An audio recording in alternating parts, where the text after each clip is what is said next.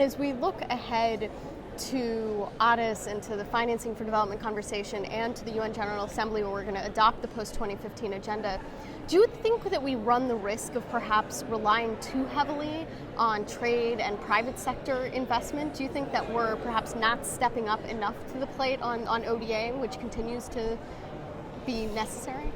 No, I don't think so. ODA remains obviously a centerstone of development assistance.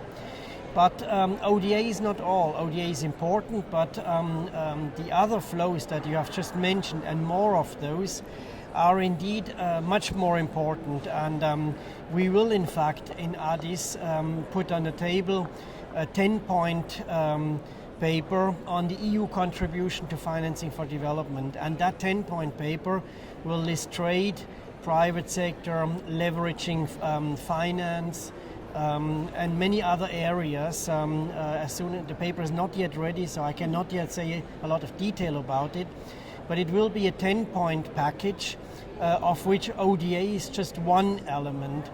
And certainly questions like trade, like foreign direct investment, and like private sector involvement are increasingly important in all developing countries, not only in the more developed, in the middle income countries, but even in least developed countries. For example, we offer the most preferable trade regime possible to all LDCs.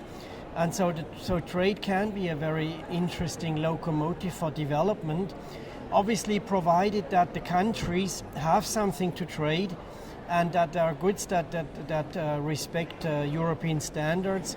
And so very much of our trade assistance, which we pledge, for example, precisely in that document in which we do aid for trade, is to actually bring LDCs into a position to be able to trade so that they have products that can enter the European market. And if they do, all these products enter the European market duty-free and quota-free.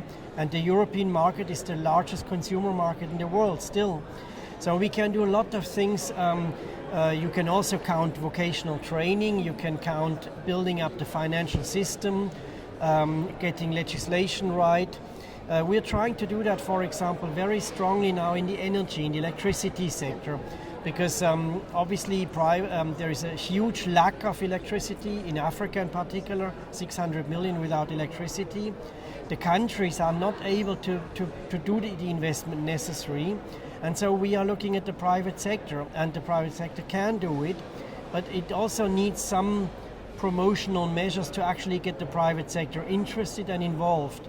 And then, because many of these solutions would be decentral, small-scale solutions, you need a local private sector, which is not existent in many African countries, for example. So that could be a very, very useful and interesting case to show how really building up a good local private sector can be very good for development, because if they can provide electricity to people, this is good. It's the same like if you look at mobile phones. Mobile phones is a success story, and it was done entirely by the private sector.